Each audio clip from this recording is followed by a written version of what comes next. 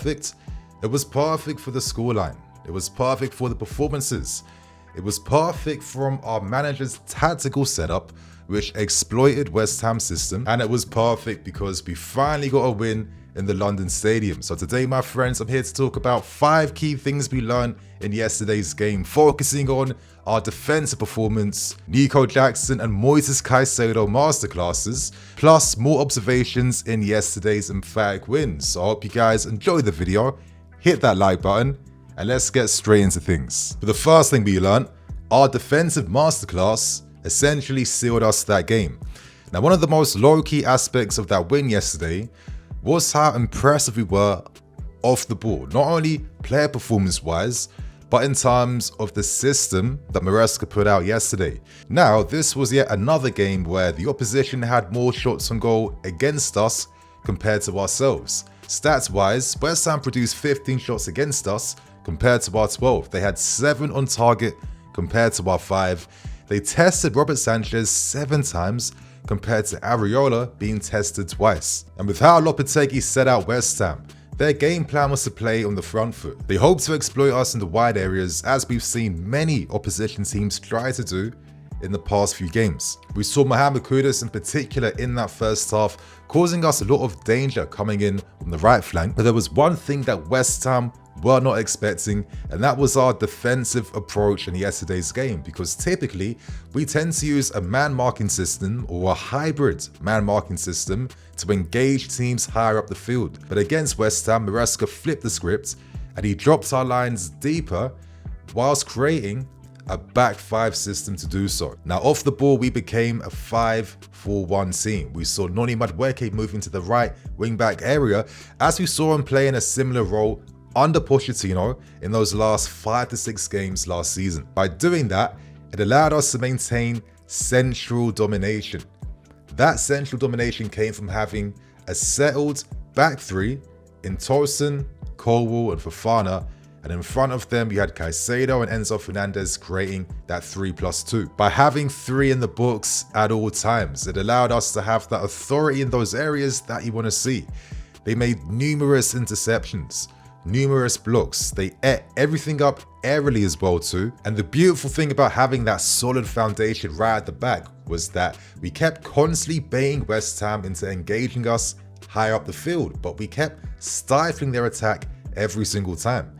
West Ham could not play through us. Outside of the occasional brilliance from their wingers, every time they tried to play through us in the middle, they were constantly forced to play passes backwards or to the sides, or the most common activity being getting constantly dispossessed in those areas. This allowed us to throw so many counterattacks against them. We were creating moves in like 2 to 3 passes. But for this to work, credit has to go out to the players for performing to their defensive best. In particular, your Cucureas, your Moises Caicedos, Tosin Adarabioyo, Colwell, plus the hard work shown by Noni Madueke. For me, it was a great bait and switch from Maresca, because he surprised not only Lopetegui, but he surprised us, because we expected a different type of game against West Ham.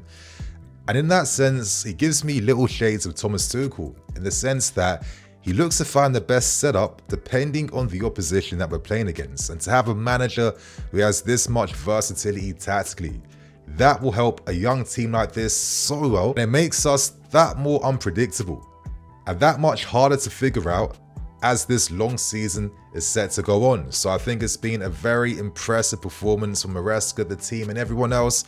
Perfect performance. And I guess the question is, have we now found our new strategy when it comes to playing these away games? Now, for the second thing we've learned, Nicolas Jackson was the real winner in this summer window, because currently under Enzo Maresca, in Jackson's 5th game in the Premier League, he has now scored 4 goals and provided a further 2 assists to the team, taking his overall goal contributions to 6 in 5 games. Yesterday he produced 2 goals, 1 assist and made 2 big chances for the team. It really was the Nicolas Jackson show. He was unplayable and central to Maresca's attacking plans against West Ham, because as Maresca said post-match, the idea was to exploit the channels and spaces in behind left by West Ham's wingbacks. And looking at Nico's heat maps right now, there's no red heat zones, because he played an all-dynamic role which involved him running the channels, which involved them dropping deeper and withdrawing away from West Ham's defence. He was a constant outlet across the entirety of the pitch, and having a player like Nicolas Jackson, who not only has that pace to play on the break like this, but also has the technical capacity to drop deep to link up the play, technical capacity to take his man on like a winger as well too. He gives you that unique dimension and possibility to play this way to the highest level. West Ham really couldn't cope against Nicolas Jackson in any capacity. When he drifted to the wide areas, he was baiting and encouraging one of the West Ham defenders to come out and try and close them down, knowing that he has the beating of them. And by doing that, that was causing so much disorganization in West Ham's backline. But most importantly, whenever he withdrew away deeper towards the ball, he constantly kept dragging out a West Ham defender out of position. You can see that for the second goal that Nicolas Jackson scores. I thought this was a great goal because that's what top strikers do. Top strikers create these moments for themselves. As we can see in this moment right here, Alvarez doesn't know whether to stay tight or not. Nico drags him back into midfield to create that space in advance, as he knows he's going to be running in that area. And when players and strikers make runs like this in particular, you're basically just programming and scripting to your teammates where you want that ball played. And Moises Caicedo was more than happy to play a great first time weighted ball in behind. It's not the first time that Caicedo has looked to play in Nico Jackson really quickly throughout this season. So it's nice that they both got their rewards for this growing partnership that they're showing. And then Nicolas Jackson scores a great goal outside his boot. I feel like Nico gets some very harsh criticism at times because he's only as good as his last goal-scoring performance. Even when he never scored against Bournemouth, it was still a decent performance from him. And we have to be realistic, we have to be fair. We can't expect him to get a goal or assist in every single game until the season ends. But I'm pretty confident he will play a big part in most of our games this season. And if he isn't scoring or assisting, his performances are going to help this team. So I do feel like Nicolas Jackson now has to be cut a bit of slack. In 2024, in 21 games, he now has 11 goals and 6 assists. This is someone that not only scores for his team, but also assists for them as well. And I have to say, he was the real winner this summer when our failed attempts for a Simhen fell through. So that's the second thing we learned. Nicolas Jackson, it's his year. And to move on to the third thing we learned, I want to just give a few quick opinions on Joao Felix. Now, if you guys follow me on Twitter, you probably would have seen my tweet saying that I was disappointed by Felix's performance against West Ham. Now, I wish that I went into more detail. You know, sometimes you just tweet reactions. I'm not really looking to tweet my full thoughts and opinions. But the reason why I made that tweet was basically because on 2 occasions, I felt Joao Felix had tested the goalkeeper.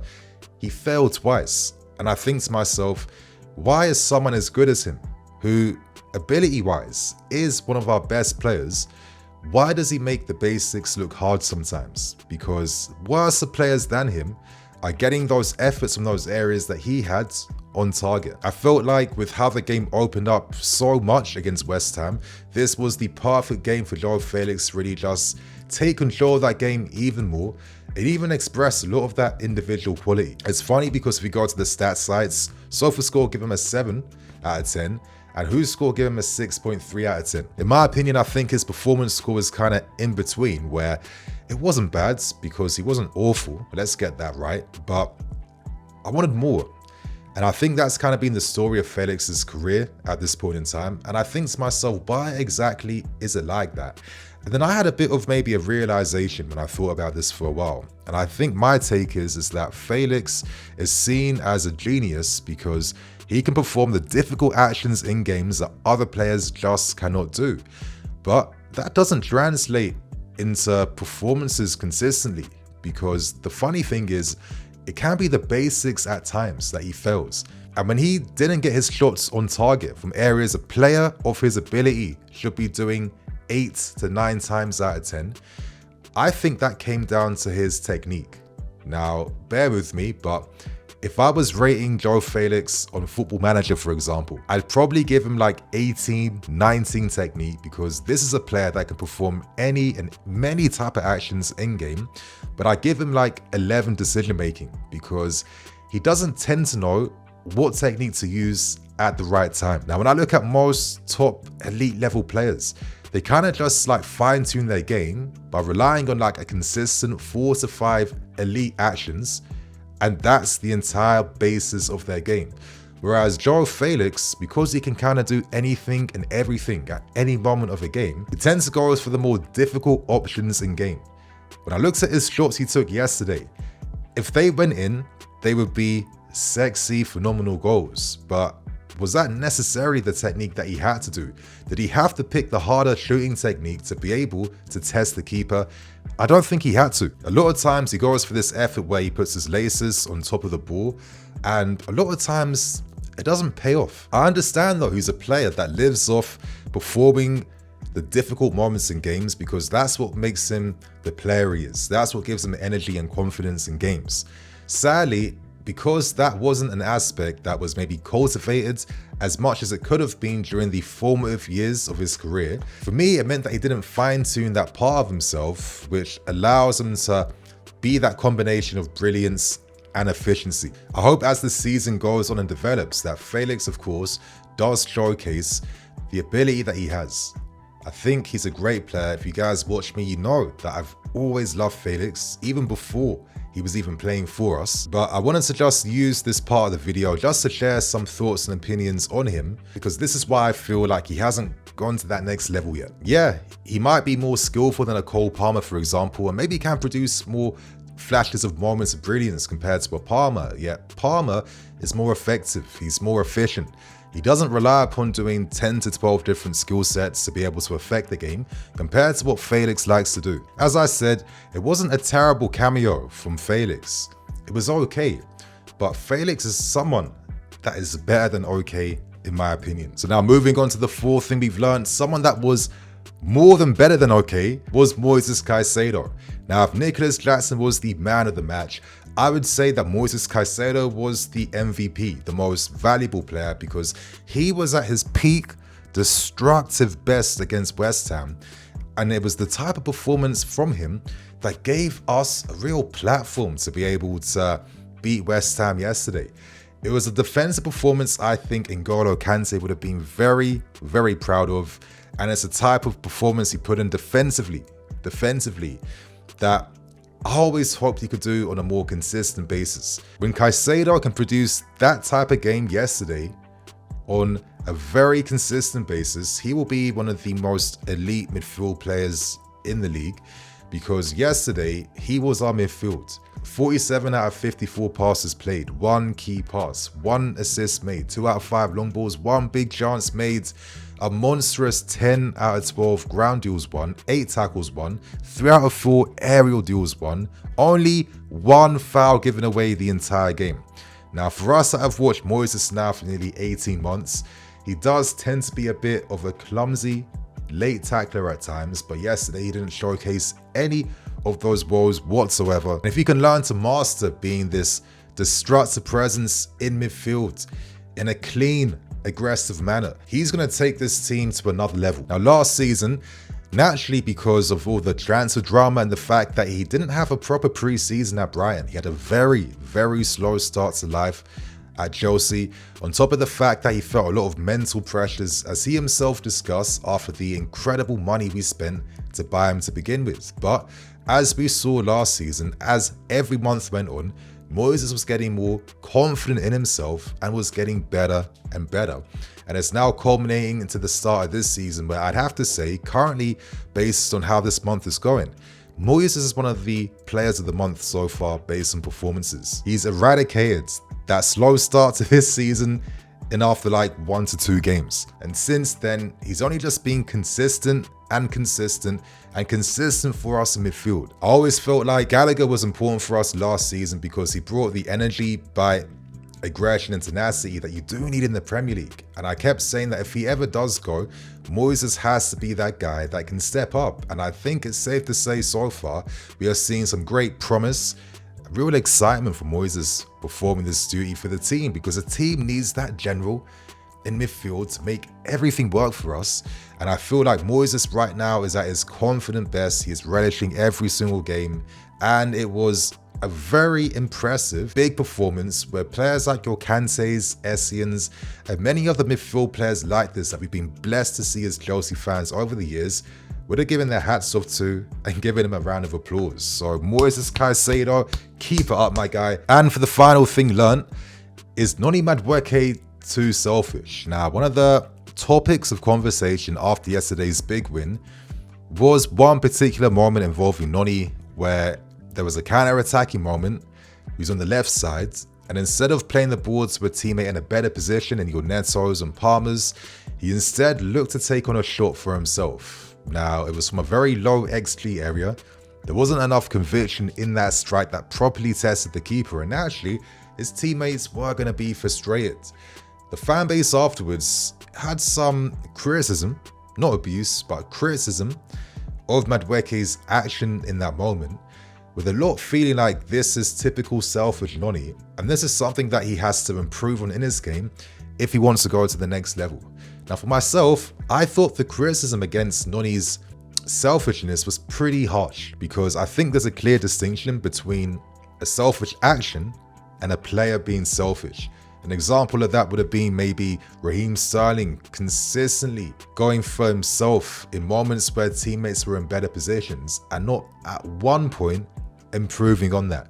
That is selfishness compared to a selfish action in which Noni actually had his first shot in that entire game. A lot of the great things he did in the game came to support his teammates. That wasn't really highlighted. He played a big role acting as the right wing back, coming back into defensive positions.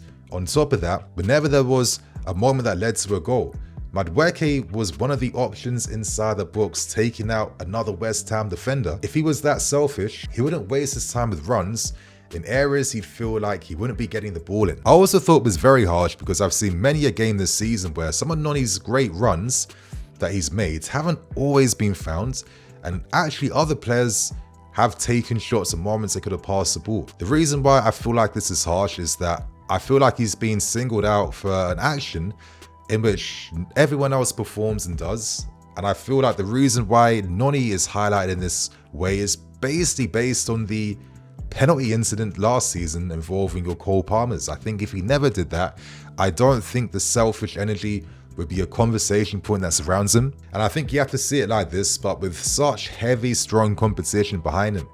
With the fact that he's been one of the players that scored the most goals during pre-season and this season under Enzo Maresca. He is entitled to take shots when he has to. Of course, he's better than that.